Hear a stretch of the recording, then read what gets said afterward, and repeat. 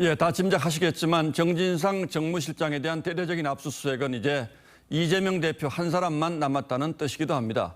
검찰이 김용 부원장 공소장에서도 이재명 대표의 이름을 여러 차례 언급했는데 앞으로 수사가 어떻게 진행될지 취재기자에게 직접 물어봐드리겠습니다. 자, 황민지 기자. 오늘 압수수색을 당한 정진상 실장은 이 대표의 최측근이라는 사실은 잘 알려져 있는데 사실 얼굴조차 드러난 적이 잘 없어요. 어떤 인물입니까? 네, 정진상 실장은 1995년 성난 시민 모임부터 이재명 대표와 함께한 27년 인연입니다. 예.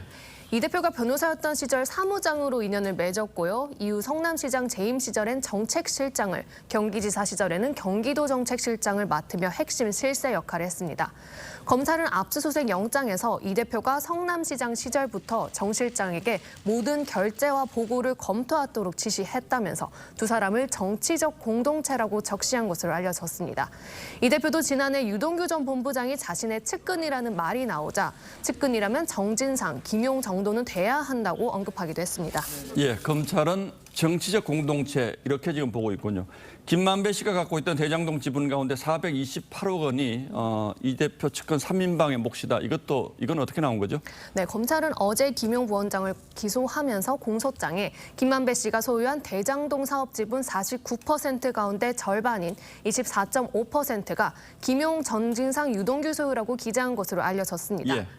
약정한 지분율에 따른 수익금 700억 원 중 사업비용과 세금 등을 제외하고 428억 원을 지급하겠다고 했다는 내용이 공소장에 담긴 겁니다. 앞서 검찰은 지난해 대선 당시 유동규 전 본부장이 7억 원을 약정받았다고 결론 냈는데 김용 부원장과 정진상 실장도 지분 소유자로 새롭게 특정한 겁니다. 예. 검찰은 오늘 정진상 실장을 압수수색하면서 실소유주 논란이 일었던 천화동인 1호의 실제 주인은 김용, 정진상, 유동규 3명이라고 영장에 적시한 것으로 전해졌습니다. 자, 물론 이렇게 큰 돈을 그동안 다 전달하기 힘들었을 테고 그 가운데 일부가 전달된 게 검찰에 의해서 확인이 됐는데 얼마나 전달됐고 또 어떻게 쓰였습니까? 네, 우선 검찰은 당시 남욱 변호사 등 대장동 일당이 조성한 비자금은 43억 원 정도로 보고 있습니다. 43억 원 중 23억 원은 위례신도시 사업시공사였던 건설사가 분양 대행업자 A씨에게 지급한 분양 수수료로 밝혀졌습니다. 예.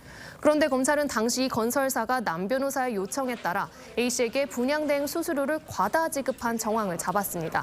결국 과다 지급한 돈 일부가 비자금으로 둔갑해 남 변호사와 김만배 씨, 유 전 본부장을 거쳐 김 부원장과 정 실장에게 갔다는 게 검찰의 판단입니다.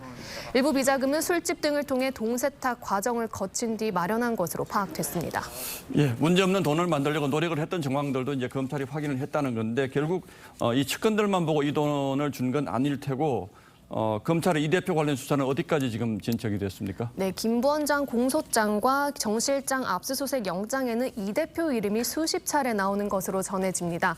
다만 검찰은 아직까지 이 대표를 공범으로 적시하지는 않고 있습니다. 하지만 대장동 사업의 최종 결재권자는 이 대표였다는 건 부인할 수 없는 사실입니다. 예. 때문에 이 대표가 대장동 업자에게 특혜를 주고 그 결과 성남도시개발공사에 손해를 끼친 혐의, 즉 배임 혐의로 수사가 확대될 수 있다는 관측이 법조계 안팎에서 나옵니다. 정 실장 수사 과정에서 구체적인 사안이 이 대표에게 보고되고 지시까지 받은 정황이 드러나면 더더욱 혐의가 짙어지게 될 것으로 보입니다. 자, 그러니까 구체적으로 이 대표에게 돈이 얼마가 갔는지는 아직 확인된 바는 없지만 어쨌든 대장동 사업으로 성남시에 피해를 입혔기 때문에 배임 혐의 수사는 당장 가능하다 이렇게 보고 있는 거군요. 네. 예, 황민지 기자 잘 들었습니다.